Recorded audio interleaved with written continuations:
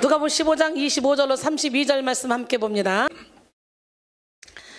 마다들은 밭에 있다가 돌아와 집에 가까이 왔을 때 풍악과 춤추는 소리를 듣고 한 종을 불러 이 무슨 일인가 물은데 대답하되 당신의 동생이 돌아왔음에 당신의 아버지가 건강한 그를 다시 맞아들이게 됨으로 인하여 살찐 송아지를 잡았나이다 하니 그가 노하여 들어가고자 하지 아니하거늘 아버지가 나와서 구원하는데 아버지께 대답하여 이르되 내가 여러 해 아버지를 섬겨 명을 어김이 없거늘 내게는 염소 새끼라도 주어 나와 내 벗으로 즐기게 하신 일이 없더니 아버지의 살림을 장녀들과 함께 삼켜버린 이 아들이 돌아오매 이를 위하여 살찐 송아지를 잡으셨나이다. 아버지가 이르되 예 너는 항상 나와 함께 있으니 내 것이 다 내 것이로되 내 동생은 죽었다가 살아났으며 내가 잃었다가 얻었기로 우리가 즐거워하고 기뻐하는 것이 마땅하다 하니라. 할렐루야. 예, 현재적 신유 다섯 번째 시간 무슨 신유? 정서의 신유. 무슨 신유? 예, 우리가 정서가 바로 잡혀야 돼요. 예, 정서의 신유라는 제목으로 은혜를 나누기 원합니다. 오늘도 하나님께서 함께 하심으로 여러분의 정서가, 불안한 정서가 안정되는 시간이 되기를 원합니다.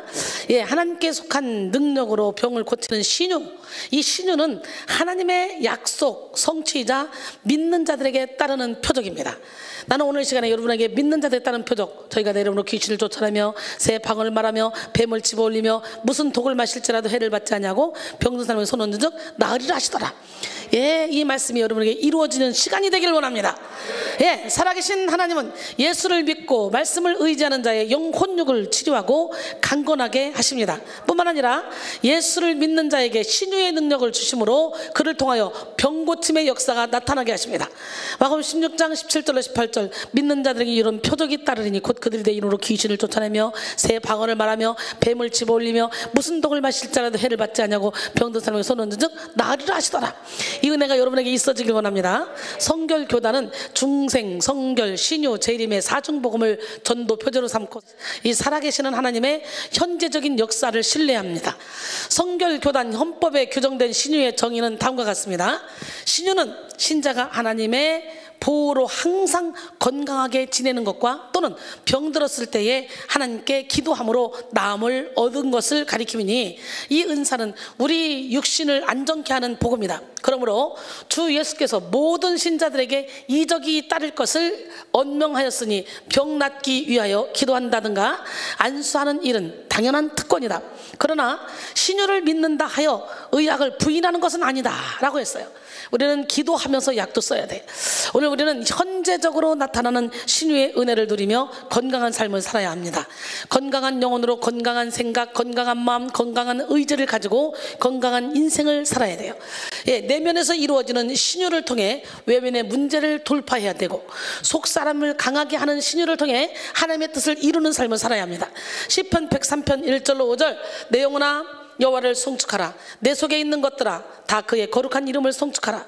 내 영혼아 여호와를 송축하며 그의 모든 은택을 잊지 말지어다. 그가 내 모든 죄악을 사하시며 내 모든 병을 고치시며 내 생명을 파멸해서 속량하시고 인자와 긍휼로 관을 씌우시며 좋은 것으로 내 소원을 만족하게 하사 내 청춘을 독수리같이 새롭게 하시는도다. 할렐루야. 예, 마틴 루터에게는 오른팔과 같은 동력자인 프레드릭 니코니우스라는 사람이 있었어요. 그런데 루터가 종교개혁에 박차를 가할 때 니코니우스는 병이 들어 살아날 가망이 없는 지경에 이르게 되었어요. 그는 이제 자기가 마지막이라는 것을 알아차리고 루터에게 고별 편지를 써서 보냈습니다. 이 편지를 읽은 루터가 즉시 답장을 보냈어요. 나는 자네가 더 살 것을 하나님의 이름으로 명령하네. 교회를 개척하는데 자네가 필요하기 때문에 주님께서는 자네가 죽었다는 소식을 내가 듣게 내버려 두지 아니할 것일세. 자네가 살아야 한다는 것은 나의 뜻이네. 그러나 내가 하나님의 이름을 영화롭게 하기 위해 일하고 있기 때문에 나의 기도를 들으시는 하나님께서 반드시 나의 뜻을 이루어 주시리라고 확신하네 라는 글을 보냈습니다. 빈사 상태에 빠져서 사경을 헤매고 있던 니코니우스는 병상 곁에 있던 사람이 큰 소리로 그 편지를 읽어주자 놀랍게도 다시 벌떡 일어났습니다. 할렐루야. 예, 그는 마틴 루터와 함께 6년 동안 주님을 위해 더 일한 후에 세상을 떠났어요. 의심 없이 믿는 믿음에는 이렇게 언제나 놀라운 응답이 있습니다. 하나님의 신유는 모든 병을 고칩니다. 전지전능하신 하나님의 능력 앞에 영혼육을 결박하던 모든 질병은 힘을 잃고 떠나가야 합니다. 그러므로 오늘 우리는 이 치료의 하나님을 믿고 신유를 간구해야 돼요. 죄로 말미암은 질병, 악한 영으로부터 말미암은 질병, 잘못된 습관이나 부주의 생활로 말미암은 질병, 불의의 사고로 말미암은 질병 등 모든 질병을 고침받고 하나님께 영광을 돌려야 돼요. 무엇보다도 마음의 질병을 고침받아야 돼요. 한번 사단에게 사로잡히면 헤어나올 구멍이 없어요. 그렇기 때문에 우리는 겸손, 또 겸손으로 무장해야 될 점 있습니다. 특히 우리는 우선적으로 영혼의 질병을 치료받아야 돼. 무슨 질병? 영혼의 질병.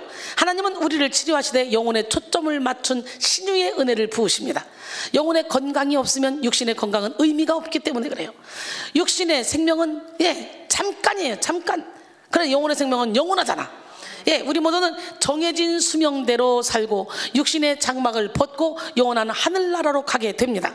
건강한 신체를 가지고 부유하고 박식한 삶을 살아도 영혼이 병들어서 하나님과 관계없는 삶을 사는 사람은 영원한 지옥에 처하게 됩니다. 그러므로 우리는 무엇보다도 먼저 우리의 영혼의 치료를 받아야 돼요. 불신과 교만, 탐욕에 빠져 병든 영혼을, 열등감과 우울, 절망에 갇혀 곤고한 영혼을 치료받아야 돼요. 요한 3서 2절에 사랑하는 자여 내 영혼이 찰된 같이 내가 범사에 잘되고 강건하기를 내가 간구하노라 그랬어요. 궁극적인 신유의 결과는 아프지 않는 상태를 지나서 항상 기뻐하고 시즘하고 기도하고 범사에 감사하는 성령 충만의 상태에 이르게 합니다. 그래서 여러분이 진짜 정서의 치유를 받으면 항상 기뻐하고 시즘하고 기도하고 범사에 감사하는 삶을 살게 되는 거예요. 죄를 짓지 않는 상태를 넘어서서 적극적으로 선을 행하는 삶을 살게 되고 무의식의 내면까지 성결해지도록 만듭니다. 그러므로 이 세상에 신유의 은혜를 필요로 하지 않는 사람은 단 한 사람도 없습니다. 우리 모두는 영혼육의 질병을 치료받고 예수 그리스도의 성품에 참여하는 삶을 살기까지 신유의 은혜를 입어야 합니다. 이사야 53장 5절로 6절 그가 찔림은 우리의 허물 때문이요 그가 상함은 우리의 죄악 때문이라. 그가 징계를 받음으로 우리는 평화를 누리고 그가 채찍에 맞음으로 우리는 나음을 받았도다. 우리는 다 양같아서 그릇 행하여 각기 제 길로 갔거늘 여호와께서는 우리 모두의 죄악을 그에게 담당시키셨도다 그랬어요. 지금 여러분 모두가 현재적으로 임하는 영혼육의 신유를 경험하시고 하나님의 뜻을 이루는 삶으로 전진하시기 바랍니다. 생각의 신유, 의지의 신유, 언어의 신유를 받으시고 관계의 신유, 태도의 신유, 기억의 신유를 받으시기 바랍니다. 특별히 오늘 이 시간 정서의 신유를 받아야 돼요. 정서는 기분, 기질, 성격, 감정 등을 유발시키는 근원적이고 심층적인 내면 상태를 뜻하는 말입니다.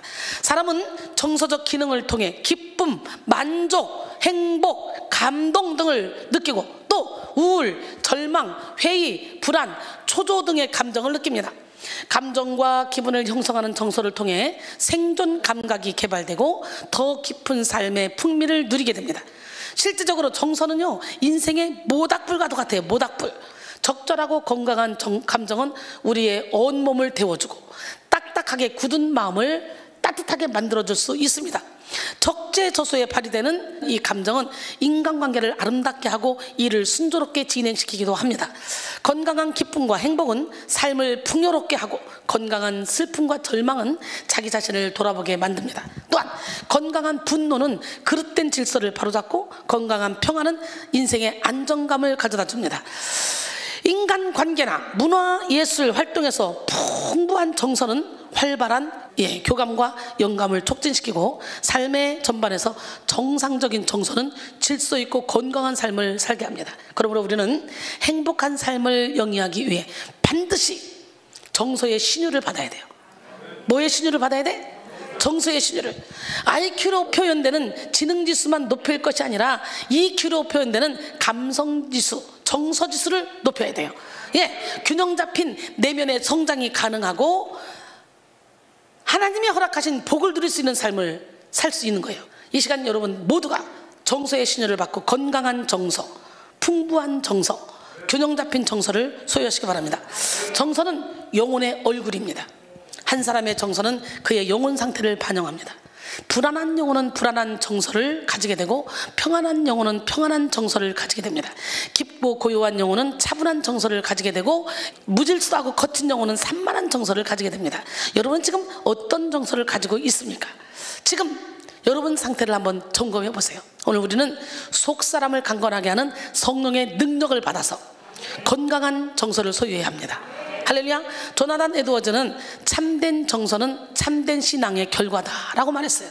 그는 참된 신앙이 나타나는 세 가지 모습으로 그리스도를 향한 사랑, 그리스도 안에 있는 기쁨, 이걸 참된 정서라고 말했는데, 정서는요 영혼의 성향과 의지보다 활발하고 기울어진 활동이라고 했습니다. 사람은 생각하고 깨달아서 마음이 어느 쪽으로 기울어지게 되죠.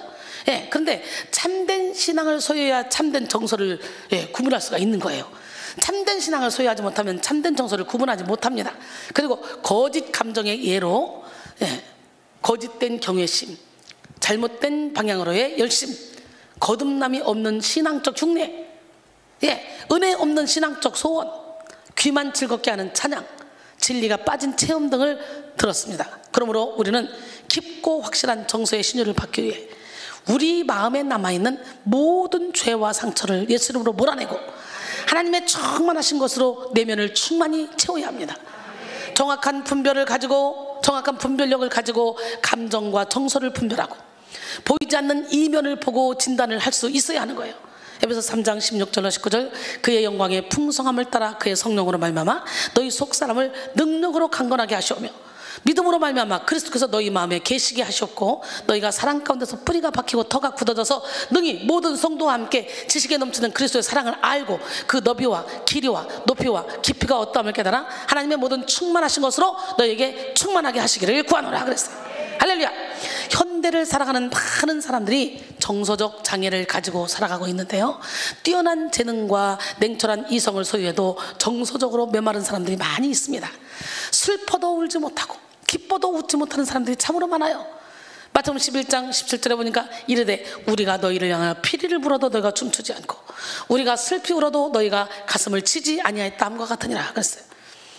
불안정한 정서로 인해서 상황에 맞지 않게 감정을 표현하며 충동적인 감정에 빠지거나 정서적 기능이 마비되어 무감각한 채로 살아가는 사람들도 많이 있습니다. 특히 장기화되고 있는 코로나 시대를 살아가고 있는 사람들은 정서적으로 상당한 고통을 느끼고 있어요. 끊임없는 불안을 느끼고 상당한 우울을 경험합니다. 누적된 스트레스로 인해 분노 조절을 하지 못하거나 돌발 행동을 하는 경우도 있습니다. 대표적인 정서 장애를 한번 보면 첫 번째, 정서불안. 이 정서불안은 정상적인 범위를 벗어나는 불안을 수시로 느끼는 상태를 뜻하는 말입니다. 정서불안에 시달리는 사람들은 부정적인 형태의 불안으로 인해 상당한 고통을 느끼며 불안한 상황이나 위협적인 요소가 사라져도 계속해서 불안을 느끼기도 합니다. 정서불안이 확장되면 범불안장애, 분리불안장애, 광장공포증, 특정공포증, 사회공포증과 같은 그런 특정 질환을 일으키기도 합니다. 특히 성장기에 분리불안 장애를 겪으면 성인기에 공황장애 및 외상 후 스트레스 장애가 발생할 가능성이 아주 높습니다. 정서불안의 대표적인 원인은 대개 어디 있냐? 가정 안에 있어요. 가정 안에. 부모와의 관계가 불안정하거나 가정 내에서의 불화, 다툼이 잦을 때 정서불안으로 이어지는 경우가 많이 있습니다. 그러나 근원적으로 불안의 원인은 하나님과 분리된 데 있어요. 불안은 진리로 채워지지 못한 영혼의 빈자리에 생기는 거예요.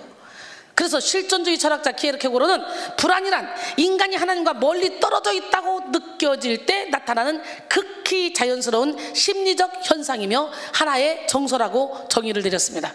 지금부터 정서불안의 자가진단 질문을 드릴 테니까 스스로 한번 체크해 보시기 바랍니다. 쉽게 긴장을 하고 초조해야 한다. 짜증을 잘 내고 대수롭지 않은 일에도 쉽게 흥분하고 달아오른다. 미래에 대한 불안이 있다. 무엇에 대해서인지 꼭 집어서 말할 수는 없지만 두려움을 자주 느낀다. 주변의 사람들과 자주 다투거나 대화에 있어서 어려움을 느낀다.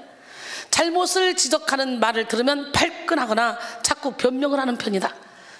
두통, 주로 편두통이나 허리에 통증, 신경성 소화불량이 있다. 그 다음에 불면증이 있거나 어떤 일에 대해서 집중하기가 어렵다. 그 다음에 짜증이 자꾸 난다. 그 다음에 예전에는 안 그랬는데 하는 일의 의욕이 없거나 지치고 힘들었다는 생각이 자주 난다. 이 중에서 예스가 2-3개 이상이면 내적인 불안이 있는 거예요. 4개에서 5개면 불안 증상이 심한 편이고 6개, 7개라면 상태가 아주 심각한 거예요.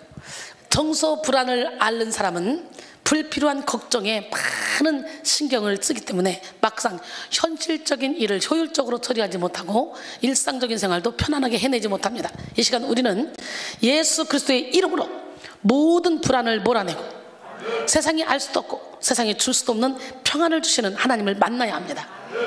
시편 42편 5절에 내 영혼아 내가 어찌하여 낙심하며 어찌하여 내 속에서 불안해하는가. 너는 하나님께 소망을 두라. 그가 나타나 도우심으로 말미암아 내가 여전히 찬송하리로다. 할렐루야.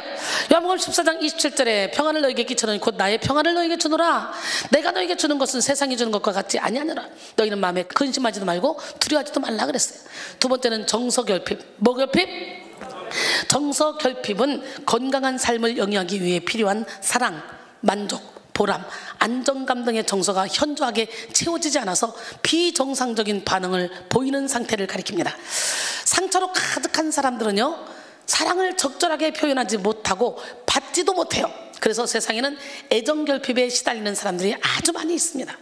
특히 코로나 비대면 시대를 살아가는 사람들은 디지털 기기를 통해 소통하고 주로 가상 공간에서 살아가기 때문에 인간적인 온기를 느끼기가 더욱 어렵습니다. 정서적 결핍을 앓고 있는 사람들은 마음의 허기를 채우기 위해 특정 대상에 집착합니다. 마음이 공허해서 일에 집착하고 돈에 집착하며 쾌락에 집착하죠. 근데요, 어때요? 그 공허한 마음을 채워보려고 솔로몬은 모든 걸 다 해봤어. 전도서 2장에 보니까 각종 과실을 심어보기도 하고 아주 아름답게 정원을 꾸며보기도 하고 일천국녀를 거느려보기도 하고 내가 원하는 거 하고 싶은 거 하나도 금하지 않고 다 해봤다는 거예요. 그런데 모든 것이 헛되더라는 거지. 할렐루야. 마음의 굶주림을 해결하기 위해 먹는 것에 집착하는 사람들도 많이 있습니다. 정신의학자 로저 굴드는 탐식 환자들을 심리치료하면서 왜 사람은 먹는 것을 멈추지 못하는가를 탐구했는데요, 탐식 환자들의 마음에 무기력증이 있다는 사실을 발견했어요. 그래서 굴드는 정서적 식욕의 문제를 제기했고 탐식이란 먹는 문제가 아니라 마음의 문제임을 강조했어요. 참으로 정서 결핍의 문제는 내면의 문제에서 관계의 문제로 이어지고 육체의 건강에도 영향을 미칩니다. 미국에서 실제로 있었던 이야기입니다. 어느 병원에서 한 산모가 쌍둥이를 조산으로 낳아서 인큐베이터에 따로 두었어요. 근데 쌍둥이 동생이 심장이 안 좋아서 숨이 고르지 못하고 점점 죽어가고 있어요. 그래서 의사가 고민에 빠졌습니다. 그때 지혜로운 간호사가 선생님, 이왕에 며칠 있으면 죽을 건데 저 형하고 같이 인큐베이터에 있게 하지요 라고 말했어요. 의사는 간호사의 말을 듣고 병원 법으로는 안 되는 것이었지만 어차피 죽을 아이니까 한 인큐베이터에 한번 형과 동생을 나란히 눕혀보자. 그래서 눕혀봤어요. 그랬더니 그 쌍둥이 형이 오른팔로 동생의 목을 이렇게 안아줬어. 하루가 지나자 동생은 놀랍게도 정상적으로 회복되는 기적이 일어났습니다. 아무것도 모르는 아기들이지만 형이 동생을 사랑으로 포옹해 줄 때 놀라운 치유력이 발생하기 시작했다는 거예요. 오늘 이 시간에 이것이 사랑의 치유력이에요. 영혼육으로 병든 자들은, 특히 영적으로 병든 환자들은 사랑으로만 치료할 수 있어요. 오늘 여러분 안에 사랑이 가득 차기를 원합니다. 우리는 사랑하고 사랑받을 때 건강해집니다. 미국의 유명한 예방의학자 피터 헨스는 건강한 삶을 살기 위해 적당한 음식을 먹어야 하듯이 우리도 적당히 또 운동을 해야지 건강해지잖아요. 나쁜 습관에서 벗어나야 하잖아. 이 세 가지: 적당한 음식, 적당한 운동, 나쁜 습관. 여기서 벗어나야 되는데 이 세 가지의 건강 비결이 건강의 50%를 차지한대. 그러면 나머지 50%는 뭐냐? 바로 사랑이다 라고 그랬어요. 뭐라고요? 사랑. 심리학자들은 정서결핍이 심해질 때 경계성 성격장애, 의존성 성격장애, 연극성 성격장애, 자기애성 성격장애로 나타난다고 했습니다. 경계성 성격장애는 애정을 갈구하며 애정을 받지 못한다는 생각이 들면 분노하고 공격적으로 막 바뀝니다. 의존성 성격장애는 애정을 갈구하며 애정을 받지 못한다는 생각이 들면 우울해져서 매달려요. 연극성 성격장애는 애정을 갈구하며 애정을 받기 위해 자신을 한껏 꾸미고 과다한 감정 표현을 합니다. 끝으로 자기애성 성격장애는 자신은 타인보다 잘났기 때문에 당연히 다른 사람들이 자기를 인정해주고 자기를 사랑을 해줘야 된다고 이렇게 생각합니다. 그래서 이 사랑을 받지 못한다는 생각이 들면 자신을 알아보지 못하는 세상 사람들을 무시합니다. 이렇게 여러 가지 증상으로 나타나는 애정결핍의 문제는 굉장히 심각하죠. 애정결핍은 연령별로 다양한 증세를 나타내며 심한 경우에는 자살의 원인이 되기도 합니다. 자살로 삶을 포기하는 많은 경우에 나는 이 세상에서 쓸모없는 사람이야, 나를 이해해주는 사람은 아무도 없어, 이런 비관적인 메시지를 남긴다고 합니다. 이렇게 사람들은 사랑받지 못하고 인정받지 못한다고 느낄 때 절망하고 좌절합니다. 바로 지금 우리는 하나님의 사랑 안에서 모든 정서결핍을 치료받아야 돼요. 마음의 허기는 오직 하나님의 영으로만 채울 수 있어요. 성 어거스틴은 하나님의 품에 안기기까지 내 영혼은 결코 안식할 수 없습니다 라고 했어요. 파스칼은 인간의 영혼에는 오직 하나님의 영으로만 채울 빈 공간이 있다는 거예요. 하나님의 영으로만 채울 수 있는 빈 공간. 여러분, 요한일서 4장 9절로 10절, 하나님의 사랑이 우리에게 이렇게 나타난 바 되었으니 하나님이 자기의 독생자를 세상에 보내시면 그로 말미암아 우리를 살리려 하심이라. 사랑은 여기 있으니 우리가 하나님을 사랑한 것이 아니요 하나님은 우리를 사랑하사 우리 죄를 속하기 위하여 화목제물로 그 아들을 보내셨습니다 그랬어요. 할렐루야. 그 다음에 정서과잉. 뭔 과잉? 정서과잉은 정서가 병들어서 과격하고 부적절한 그런 형태로 정서가 표현되는 상태를 가리킵니다. 부자연스럽게 웃으며 억지 미소를 만들거나 과도하게 슬퍼하며 깊은 우울에 빠지는 것이 정서과잉입니다. 욱하는 감정으로 분노를 조절하지 못하고 미움과 시기를 다스리지 못해서 공격적 양상을 보이는 것 역시 정서과잉입니다.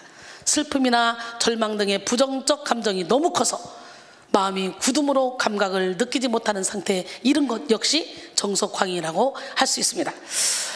본인이 인지하지도 못할 수준으로 슬프고 우울해서 눈물조차 흘리지 못하고 아프다고 말하지 못하는 상태도 정서과잉입니다.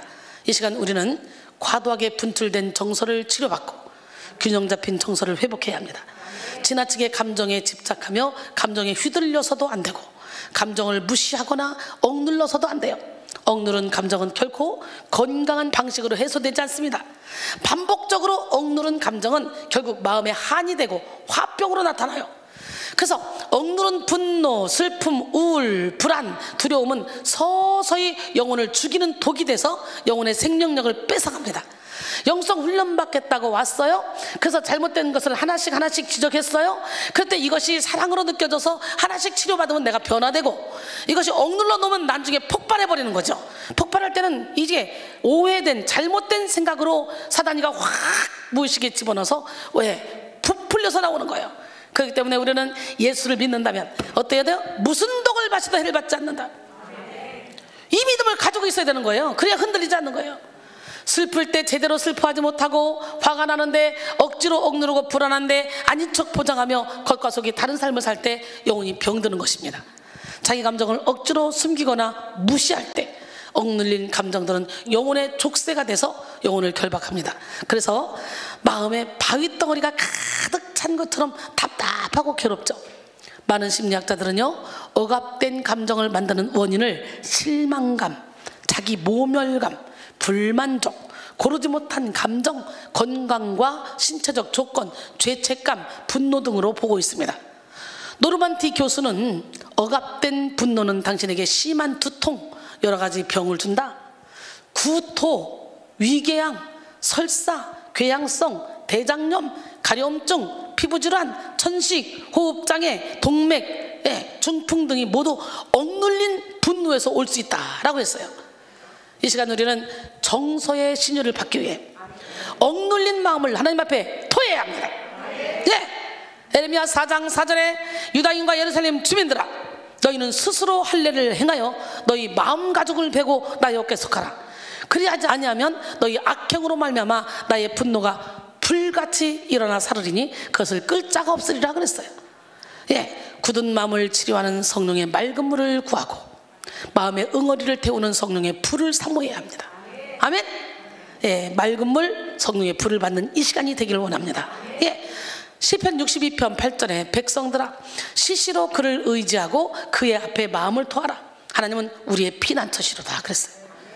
에스겔 11장 19절로 20절 내가 그들에게 한 마음을 주고 그 속에 새 영을 주며 그 몸에서 돌 같은 마음을 제거하고 살처럼 부드러운 마음을 주어 내 율례를 따르며 내 규례를 지켜 행하게 하리니 그들은 내 백성이 되고 나는 그들의 하나님이 되리라 그랬어요.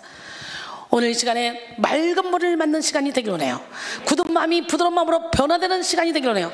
예, 여러분 새 영으로 바뀌길 원합니다. 정서가 회복되어야 기도의 깊이가 깊어지고 사역의 열매가 좋아지는 거예요. 정서가 아름다워야 삶이 풍요롭고 위기를 만나도 객관적으로 인식하며 담대하게 돌파할 수 있는 거예요. 오늘 본문은 예수님이 비유로 하신 말씀으로 정서가 병든 두 아들이 나옵니다. 먼저 등장한 작은 아들은 아버지가 살아계신데 자기 몫의 유산을 달라고 할 만큼 정서가 병든 인물이에요. 그는 은혜를 모르고 무감각한 정서를 가지고 유산을 미리 받았고 곧장 그 유산을 가지고 간섭받기 싫어서 먼 나라로 떠났습니다. 거기서 충동적이고 무분별한 정서로 얼마 안 가서 재산을 다 탕진하고 거지 신세가 됐어요. 이제 GM 열매라도 먹고 싶은데 그것도 먹을 수가 없는 거예요. 예, 이런 상태에서 아 그래 이 배고픔을 견디지 못해 우리 집에 있는 종들은 먹는 거라도 제대로 먹지 않는가? 내가 아버지의 종이 되리라. 그리고 왔습니다. 회개하는 마음으로 아버지 집으로 돌아왔어요. 아버지는 동구 밖에서 작은 아들을 발견하고 얼싸안고 입을 맞추며 종들을 시켜 집에 있는 옷 가운데 가장 좋은 옷을 내어 입히고 손에 가락지를 끼우고 신을 신겨서 이제 살찐 송아지를 잡아 잔치를 벌면서 아들의 권위를 회복시켜줬어요. 할렐루야. 누가복음 15장 20절에 아직도 거리가 먼데 아버지가 그를 보고 측은히 여겨 달려가 목을 안고 입을 맞추니 뉘우친 아들은 무조건적으로 부어주는 아버지의 사랑을 받고 정서적 회복을 받았습니다. 그런데 이어서 작은 아들보다 더 심각하게 병든 정서를 가진 큰 아들이 등장합니다. 그는 집으로 돌아오다 집에서 풍악 소리가 나고 막 춤추는 소리가 나니까 이렇게 들어봐요. 도대체 이게 무슨 일이지? 큰아들은 종에게 묻습니다. 야 이리 와봐. 야 우리 집에 이게 무슨 일이냐? 아 당신의 동생이 돌아왔어요. 그래가지고 지금 신나서 잔치를 벌였어요. 당신의 아버지가. 종은 당신의 동생이 건강하게 돌아왔다는 그 소식을 형에게 전합니다. 근데 형의 안식은 어때요? 와 우리 동생이 죽은 줄 알았는데 그래도 살아서 돌아왔네.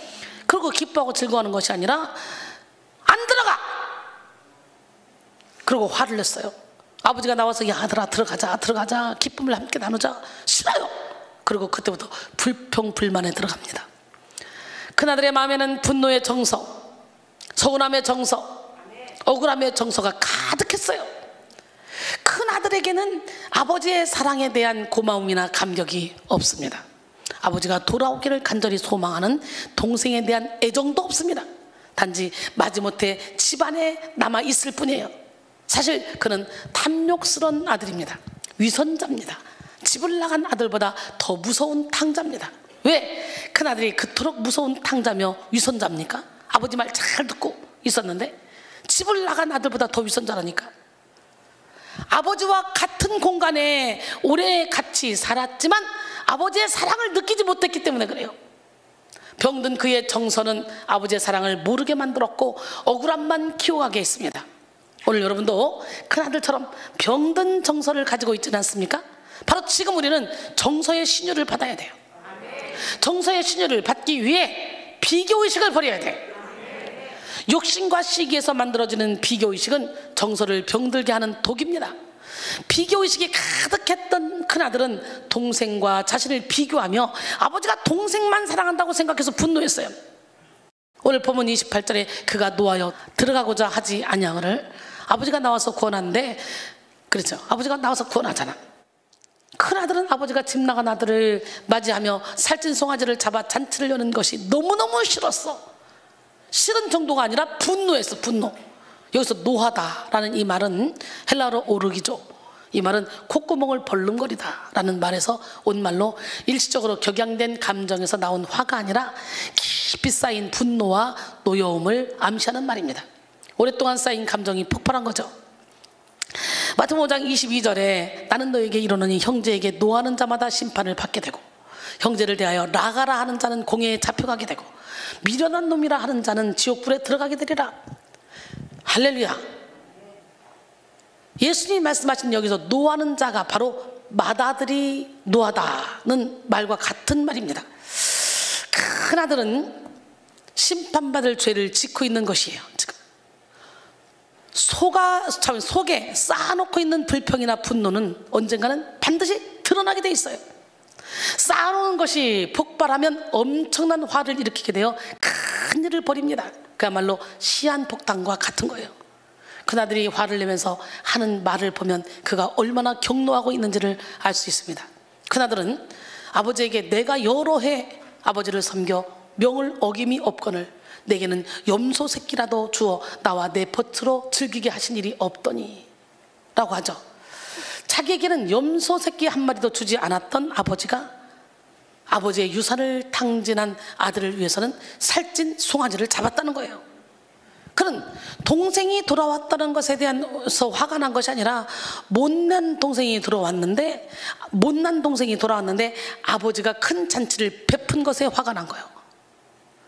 비교의식으로 병든 정서를 가진 큰아들은 아버지가 자신에게 베풀어준 사랑은 깨닫지 못하고 동생만 아버지에게 특별한 사랑을 받는다고 생각했어요. 독한 마음으로 비교하니까 항상 자신은 피해자로 여겨지고 아버지는 불의한 존재로 생각되었으며 동생은 용납할 수 없는 존재로만 받아들여졌습니다. 지금 우리는 정서의 신유를 받기 위해 비교의식을 버려야 돼요. 영적인 안내자가 누군가를 칭찬하면서 막 말하면 그걸 대적하고 오기를 부리고 왜 그 사람만 칭찬해? 이게 아니라 그 사람이 뭘 잘하길래 그러지? 그 사람이 어떤 걸 잘하길래 그러지? 그 사람이 뭘 잘하기에 목회자가 저 정도로 칭찬을 하지? 가서 그걸 배워서 함께 하나가 돼서 쫙 주님의 일을 가자. 그런 의미지 아무리 칭찬해도 잘못하는 건 잘못하는 거 혼나는 거예요. 근데 이게 비교의식을 가지면 거기서부터 문제가 터지기 시작하는 거예요. C.S. 루이스는요, 현대에서 사단이 가장 예리한 무기가 바로 비교의식이라고 그랬어요. 비교의식 때문에 우리는 그 자체로서 아름다운 존재의 기쁨을 잃어버립니다. 수많은 현대인들이 심한 스트레스와 우울증 가운데 살아가고 있는데요, 이런 정신질환적 증세의 대부분은 바로 이 비교의식에서 기인한다고 합니다. 그래서 유명한 심리학자 융은 비교의식만 버릴 수 있다면, 뭐만 버릴 수 있다면? 비교의식만 버릴 수 있다면 우리 사회의 범죄와 자살 그리고 우울증 같은 고질적인 병폐는 쉽게 고칠 수 있을 것이다 라고 했어요. 본래 비교의식은 인간의 죄성에서 나오는 것입니다. 자신의 것으로 만족하지 못하는 욕심, 자신이 최고가 되지 않으면 만족하지 못하는 교만, 언제나 자신이 가장 좋은 것을 취해야 한다고 여기는 이 오만함이 비교의식을 만들어내는 거예요. 또 비교의식에서 뭐가 생겨요? 열등감이 만들어집니다. 그래서 거기서부터 시기가 만들어지는 거예요. 근데요 여러분, 시기 질투는 하나님께로부터 온 것이 아니라 세상으로부터 왔어요? 마귀로부터 왔어요? 한마디로 귀신으로부터 왔어요. 누군가가 칭찬을 받으면 시기할 게 아니라 나도 잘해서 칭찬을 받아야지. 저 사람이 뭘 잘하길래 저렇게 칭찬을 하지? 그러면서 나도 잘하려고 노력하면 되는 거야. 에이, 쟤 칭찬 받으니까 나는 뭐 그냥 관계없어. 이게 아니에요. 여러분, 잘하는 사람은 잘하는 모델로, 못하는 사람은 못하는 모델로 세워놓고 거기서 우리 잘하는 사람 쫓아가자, 이거예요. 영성훈련이. 여러분, 시기가 만들어지면 뭐가 돼요? 교만이 만들어지는 거예요. 교만은 패망의 선봉이요, 거만한 마음은 넘어짐의 앞잡이입니다. 비교하면 자신을 제한할 뿐만 아니라 다른 사람들을 인정하지 못하고 부정적으로 판단하게 됩니다. 그 결과 다른 사람들에게 상처를 주게 되고 스스로를 고립시키고 맙니다. 그래서 비교의식을 제거하지 않으면 교회는 하나로 연합하기가 힘들어요. 성도들은 각자의 재량을 발휘하며 예수님을 섬기기 어려워집니다. 비교의식을 제거하지 않으면. 우리는 비교의식을 빨리 버려야 돼. 그리고 남을 나보다 낮게 여김으로 연합하고 각자의 빛을 발해야 돼요. 할렐루야. 그 다음에 정서의 신유를 받기 위해 우리는 자기의를 버려야 돼. 뭘 버려야 돼? 자기의. 진리를 따르지 않는 사람들보다 더 무서운 사람이 뭐예요? 자기의에 도취된 사람들이에요. 자기의에 취한 사람들은 자기 나름대로는 자신의 행동과 말이 하나님의 뜻이라는 확신이 있어요. 그렇기 때문에 자신의 분노와 악행까지도 섣불리 합리화시킵니다. 그래서 자기 죄를 깨닫지 못하고 잘못된 방향을 향해 속도를 막 냅니다. 큰아들은 여러 해 아버지를 섬겨서 명을 어김이 없는, 자신은 잘못이 전혀 없는 그런 사람이라고 생각하는 자기의에 빠져 있었어요. 오늘 요한복음 15장 29절, 예수께서 아버지께 대답하여 이르되 내가 여러 해 아버지를 섬겨 명을 어김이 없거늘 내게는 염소 새끼라도 주어서 나와 내 벗으로 즐기게 하신 일이 없더니, 이렇게 말하는 거예요. 큰아들은 아버지를 사랑하지 않았어요. 그래서 아버지가 집 나간 아들을 걱정하는 마음을 헤아리지 못했어요. 다시 찾은 아들을 기뻐하는 심정을 이해하지도 못했어요. 큰아들의 마음 안에는 언제나 아버지를 향한 불만이 가득했어요. 동생을 향해서도 사랑이나 연민이 전혀 없었어요. 그저 아버지의 재산을 탕진한 죄인으로 여길 뿐이었어요. 그는 자기 의 안에 교묘히 감추인 욕심의 미혹을 받아서 아버지와 동생을 향해 분노했습니다. 우리는 정서의 신유를 받기 위해 자기 의를 버려야 돼. 응? 자기 의는 자기 자아이며 자기 자존심입니다. 자기 의를 구하는 사람들은 신앙생활을 하면서도 자기를 드러내고 싶어요. 자기 자아를 내세우고 싶어 합니다. 인정받고 싶어 해요. 그래서 자기 의를 구하는 사람들은 나름대로 하나님의 의를 구하고 교회를 위하고 영혼을 위한다고 하면서도 자기 영혼에 참된 평안이 없어요. 그러므로 우리는 하나님의 의를 구하기 위해 먼저 자기 자신을 내려놓아야 합니다. 자기의 명예를 구할 것이 아니라 하나님의 영광을 구해야 되고, 자기의 인정을 구할 것이 아니라 하나님의 칭찬을 구해야 합니다. 할렐루야. 또 정서의 신유를 받기 위해 우리는 교만을 버려야 합니다. 뭘 버려야 돼요? 큰아들의 정서가 병든 결정적인 이유가 뭡니까? 바로 교만 때문이에요. 그는 교만했기 때문에 근거 없이 판단했고 불평을 반복했습니다. 오늘 본문 30절에 아버지의 살림을 청년들과 함께 삼켜버린 이 아들이 돌아오매, 이 아들이 내 동생이 아니야, 이를 위해서 살찐 송아지를 잡으셨나이다. 큰아들은 교만해서 아버지를 판단하고 동생을 무시했습니다.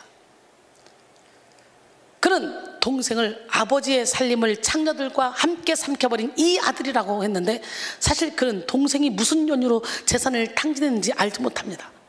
그저 자기 추측으로 단정짓고 판단했어요. 또 나아가 불평했어요. 자기는 여러 해 동안 아버지를 섬겼는데 염소 새끼라도 주어 친구들과 함께 즐기게 한 일이 없다는 거예요.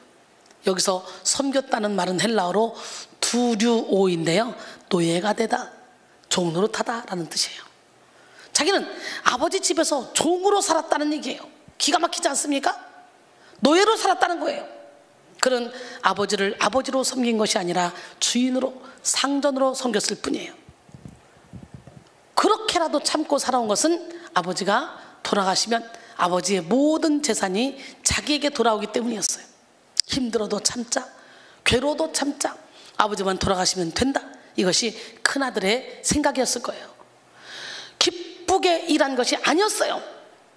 일하고 보람을 느낀 것도 아니었어요. 다만 자기가 차지할 몫을 생각하고 괴로움을 견디고 고통을 견딘 것이었습니다. 아버지가 죽을 날만을 기다리며 불평과 불만을 꼭 참는 무서운 사람이었어요. 사실 아버지는 조건 없는 사랑, 영원한 사랑으로 두 아들을 사랑했습니다. 자기 모든 소유가 다 큰아들 것이라고 생각했고, 잃었던 아들을 찾았다는 그 자체만으로 즐거워하고 기뻐했습니다. 오늘 본문 31절은 32절, 아버지가 이르되 예, 너는 항상 나와 함께 있으니 내 것이 다 내 것이로되 이 내 동생은 죽었다가 살아났으며 내가 잃었다가 얻었기로 우리가 즐거워하고 기뻐하는 것이 마땅하니라 하니라. 오늘 우리는 이 비교의식, 자기의 교만을 버리고 하나님 아버지의 사랑을 깨달아야 합니다. 정서의 신유는 사랑에 대한 깨달음으로 이루어집니다. 사랑을 알 때 굳은 마음이 깨어지고, 사랑을 느낄 때 병든 마음이 고쳐집니다. 바로 이 시간 여러분 모두가 영의 눈을 열고 영의 귀를 열어 하나님 아버지의 사랑을 체험하시기 바랍니다. 또 주의 종의 사랑을 체험하시기 바랍니다. 예, 여러분 모두가 어차피 우리 교회는 영성 훈련장이야. 그래서 저는요 뭐 여기 와서 뭐 크게 무슨 일을 하는 걸 원하는 게 아니라 여러분 한 영혼 한 영혼이 깨지고 부서지고 무너져서 하나님 주시는 그 아주 행복한 영혼을 소유하기를 원해. 나는 그게 소원이야. 다른 거 다 필요 없어. 그래서 영혼을 깨워서 그 영혼을 하나님께 보내드린 거, 이것을 가지고 저는 영성 훈련 시키는 거예요. 그렇기 때문에 대부분의 부자들은 천국 가기가 낙타가 파는 꿈으로 들어가보다 더 힘들다고 하잖아. 왜? 가진 게 많고 아는 게 많으면 교만해져가지고 깨지고 부서지는 거 싫어. 깨지고 부서지는 거 싫으니까 훈련받다가도 중단할 수밖에 없어. 그렇기 때문에 이 사역이 가장 어렵고 힘든 사역이에요. 그래서 이렇게 어렵고 힘든 사역에 여러분 앞장서서 욕을 얻어먹을지라도 앞장서 영혼들 깨우는 일에 함께 손잡고 가야 되는 거예요. 그럴 때 역사가 일어나는 거예요. 사람 눈치 슬금슬금 보면서 잘못된 길로 가고 있는데 그냥 보고만 있다? 이것은 진짜 하나님이 징계할 일이에요. 여러분, 하나님의 사랑은 아들의 생명을 주시기까지 포기하지 않고 우리를 변화시키는 사랑이고, 조건 없는 사랑, 조건 없이 부으시는 절대적인 사랑입니다. 찬송가 419장 주 날개 밑 내가 편안히 쉬네. 이 찬송을 지은 윌리엄 쿠싱은 사랑하는 아내도 잃어버리고 목소리도 잃어버린 채 생명을 포기하려 할 만큼 절망 가운데 있었습니다. 그러던 어느 날 하나님께서 그에게 찾아오셔서 이렇게 말씀하셨어요. 너는 내 것이다. 말 못하는 입술도 병든 네 몸도 모두 다 내 것이다. 내 사랑하는 아들을 십자가에서 피 흘려 죽게 하면서까지 내 너를 값주고 산더라. 할렐루야. 주님께서 너는 내 것이다 라고 말씀하시며 그의 영혼을 어루만져 줄 때 그는 모든 절망과 두려움에서 자유함을 얻었습니다.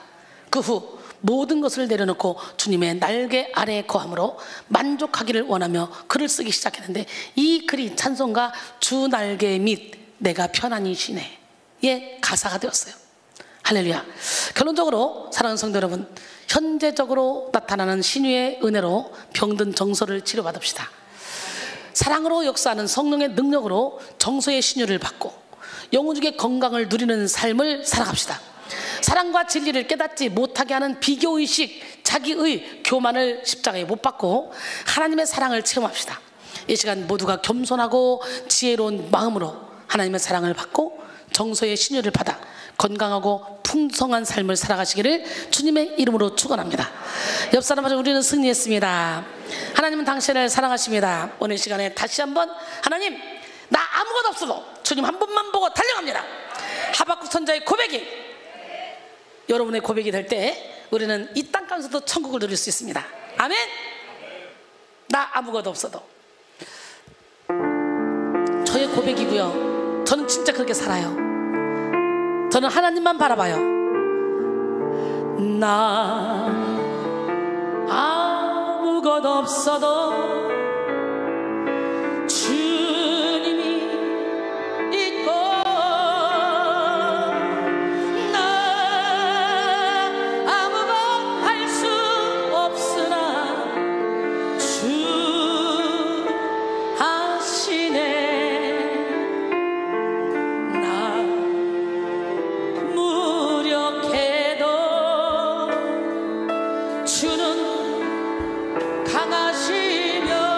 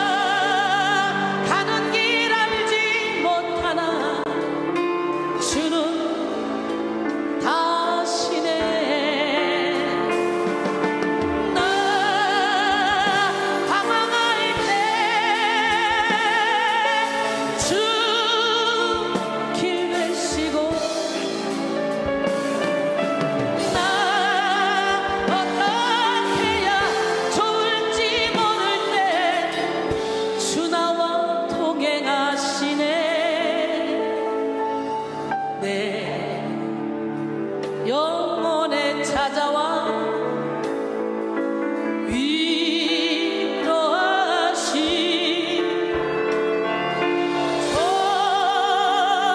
좋으신 내 하나님 찬양합니다.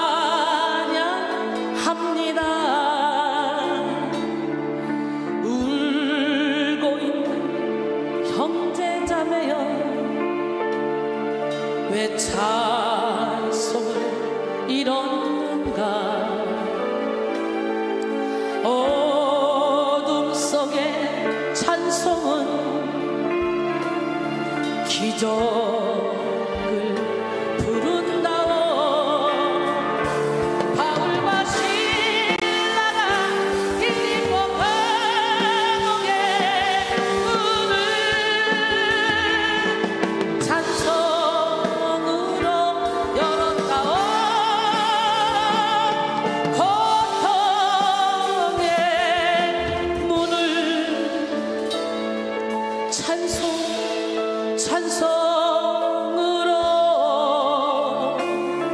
찬송으로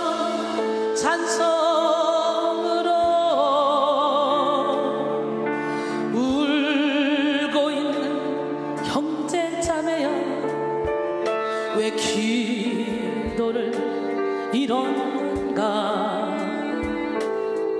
어둠 속 기도는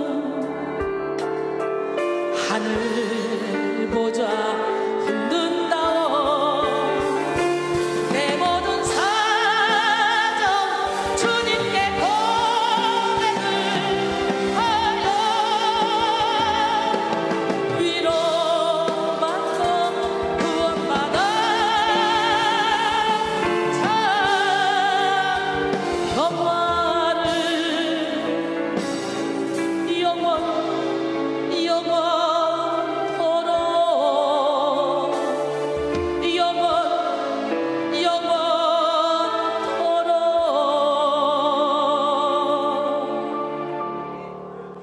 오늘 찬양을 통해 기도를 통해 여러분의 하늘문을 활짝 열고 여러분 앞에 태산 같은 문제를 평지로 만드는 시간이 되길 원해요.